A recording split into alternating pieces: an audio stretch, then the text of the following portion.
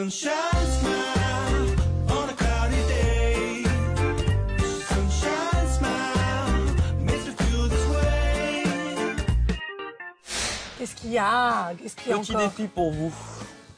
Petit défi, mais nous on n'aime pas les petits Grand défis. défi, pardon, excuse-moi.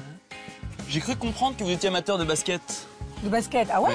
Tiens, mais regarde. Non, basketball. Ah. C'est parti. Pas à cette hauteur-là. Super, Pour un ballon, l'instant, un ballon rien de qui spécial. tombe. Si le défi, ce serait de monter sur un barrage comme ça, sans moi. Ah, ça, Moi, j'ai moi trop aussi. peur.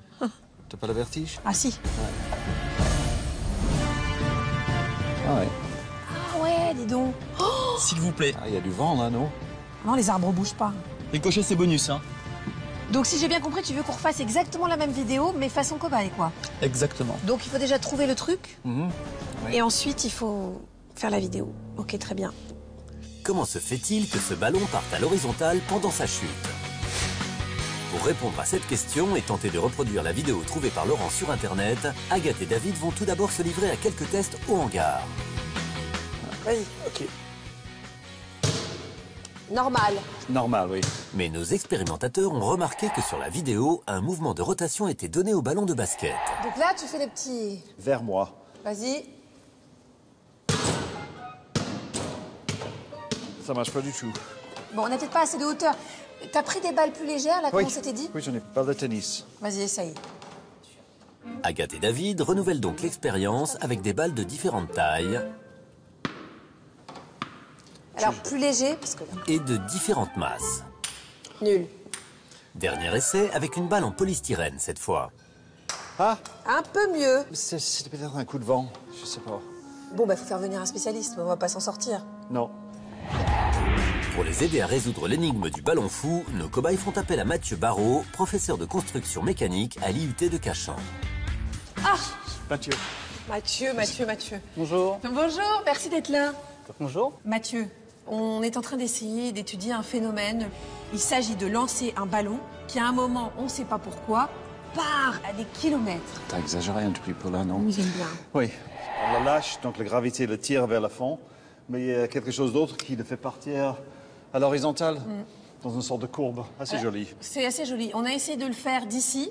On a essayé avec un ballon normal, un balle de tennis. Et aussi avec une petite balle de polystyrène, très léger. Et là, il y avait le début de quelque chose. Oui, une espèce de début d'effet. Mais bon, vraiment tout rikiki, quoi. Alors la difficulté, c'est que là, vous n'êtes pas assez haut, en fait. On peut y arriver en donnant une vitesse de rotation plus grande à la balle. Comment Par on peut exemple, faire avec ça une schistera. Qu'est-ce que c'est, Justera? C'est ce qu'on utilise en pelote basque. Et avec cet outil, on va pouvoir lancer la balle à l'horizontale, cette fois. Et le fait qu'elle roule dans la boulotte ici, va lui donner la vitesse de rotation. D'accord. Et on Donc va compense accentuer. la hauteur grâce Voilà. à la vitesse. En fait, on va accentuer la vitesse de rotation. Comme la balle est très légère, c'est une balle en polystyrène, on va pouvoir le voir. Bon, bah on essaye alors. On essaie, oui. Moi, je suis pas un pro, mais je vais essayer de vous montrer. Ah oui. Ah bah oui, effectivement. Donc elle se déporte. Voilà, là, Clairement. l'effet est beaucoup plus important. L'effet de rotation propre de la balle est beaucoup plus important, ce qui permet de voir la déviation de la balle. Mais alors qu'est-ce qui se passe, Mathieu, d'un point de vue purement scientifique? Parce que c'est ça qu'on aimerait comprendre. Bon, toi, évidemment, Ouais. t'as déjà compris, mais... Donc Alors, là, on a- c'est là où la machine folle intervient. La machine phone, voilà, soufflerait à fumer. Alors, une sphère placée dans un courant d'air. On constate que les filets d'air essayent de contourner la sphère, n'y arrivent pas et décollent derrière. Ça fait une zone de sillage. Mais si on regarde bien, cette zone de sillage est à peu près symétrique. C'est-à-dire que les filets Oui. d'air de part et d'autre ne sont pas tellement déviés. Alors maintenant, faisons tourner la balle. Voilà. Et là, vous avez vu, dès que la balle s'est mise en rotation, Ah oui. les filets d'air qui passent dessous collent à la balle et remontent quasiment jusqu'au milieu de la veine. Et ceux qui sont en haut sont ralentis, donc décollent plus tôt. Donc en fait, on voit que les filets d'air qui passent dessous vont être relevés vers le haut, alors que ceux qui sont au-dessus restent à peu près horizontaux. Et le fait de dévier le jet vers le haut, c'est ça qui crée de la portance vers le bas. Et c'est ça l'effet Magnus. Lorsqu'une balle chute, après qu'on lui a donné un mouvement de rotation vers l'arrière, l'air qui passe à l'avant de la balle est accéléré alors que l'air qui passe à l'arrière est ralenti.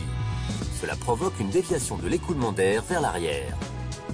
Par réaction, on observe une force égale et opposée qui pousse donc la balle vers l'avant. C'est l'effet Magnus. Mathieu, un dernier petit conseil peut-être pour nous quand même. Qu'est-ce qu'on doit faire pour avoir vraiment l'effet qu'on a sur la vidéo, donc le vrai effet Magnus? La difficulté, c'est qu'on lutte contre la gravité. Si on a une balle normale, une balle de basket ou de foot, il faut augmenter la hauteur pour laisser le temps à l'effet de dévier suffisamment la trajectoire. Donc il faut trouver quelqu'un qui n'a pas le vertige pour aller très très haut. Bah, toi, tu sais bien que je peux pas parce que j'ai un énorme vertige. C'est pas Mathieu qui peut le faire, donc c'est toi. Allez, bon lancer. Merci Mathieu. De rien. Pour pouvoir réaliser cette expérience, David a dû traverser la moitié du territoire.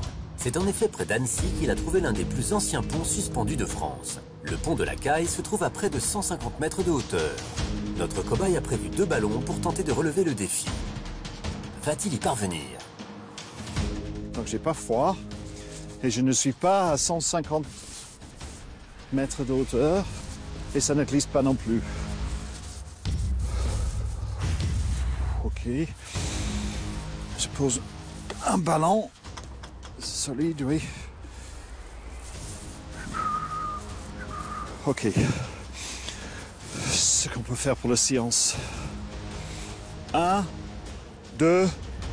Ah, zut, il faut allumer la caméra. Je suis bête. Voilà. C'est pas la peine de faire tout ça si personne ne la voit. 1, 2, 3.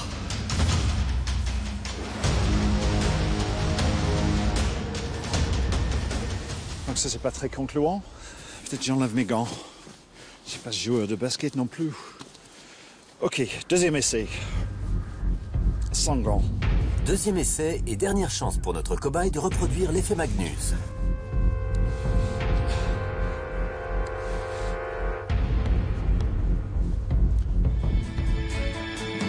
Et c'est gagné. Le ballon dévie bien de sa trajectoire. Voilà, il n'y a pas grand-chose au début, mais quand ça arrive vers la falaise, on voit qu'il y a un changement de parcours assez net. David a bel et bien réussi à reproduire la vidéo de Laurent avec son ballon de basket. Tout est une question de hauteur et de vitesse de rotation de la balle. Donc, je vais leur faire la conclusion. Bonjour. Donc, Agathe et Laurent. Wow, je crois qu'on a vérifié le théorie. Donc, merci, merci Magnus. Bye. J'espère que c'était bien ça. Ok, ensuite. Check it out now.